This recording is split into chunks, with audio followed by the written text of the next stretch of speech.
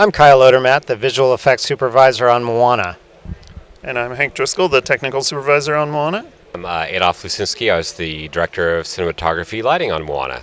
When I heard about the chance to work on this movie, I had taken a trip to the South Pacific just before joining Disney 21 years ago.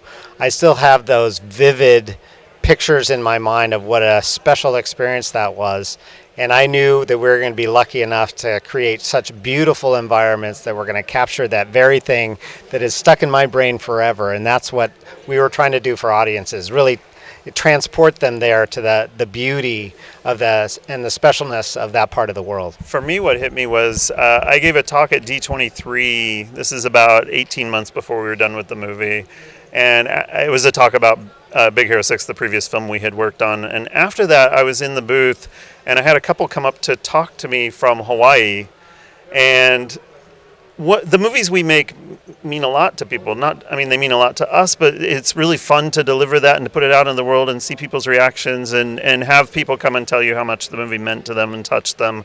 And that's something we're kind of used to. But this was a couple from Hawaii who were coming up and they couldn't say two sentences without tearing up about the fact that we were making this movie. And that's when it really drove home how important what we were doing was, how much it meant to people that we were delivering this particular film, telling this particular story. And certainly I came back just that much more energized to raise the bar of what we were going to put up on screen. Yeah, the imagery you get with the South Pacific, we went there for our honeymoon.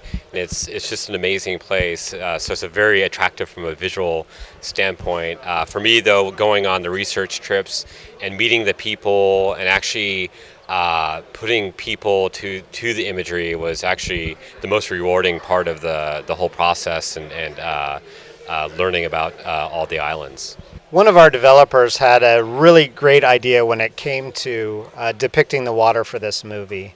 There were two existing techniques out there in the world of simulation. He figured out a way to combine some of the best qualities of each of those techniques into a new technique he called APIC. We saw some early promise with that, but over the course of the film, we got more and more development on our water simulation engine called Splash, and it allowed us to do many, many things with the water, naturalistic behavior and push stylistic behaviors when those were needed.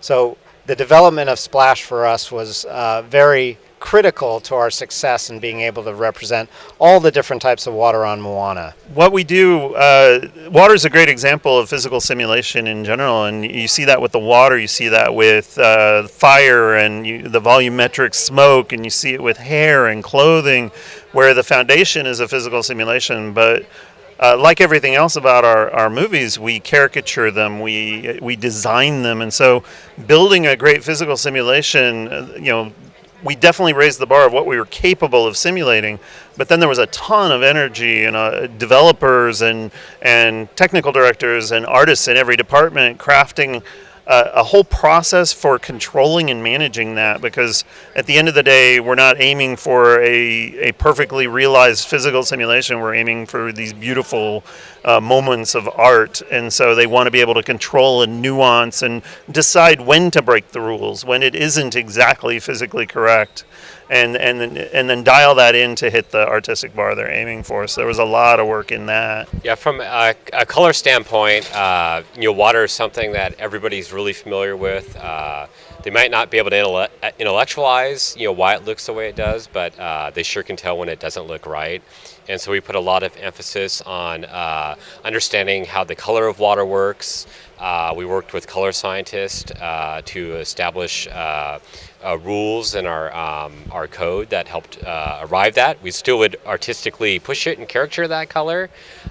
Things like caustics were something to be able to do it on a scale we needed to.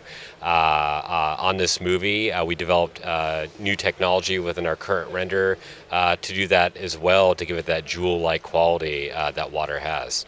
I'm helping the studio right now figure out how we can put together an even more efficient pipeline than we have now.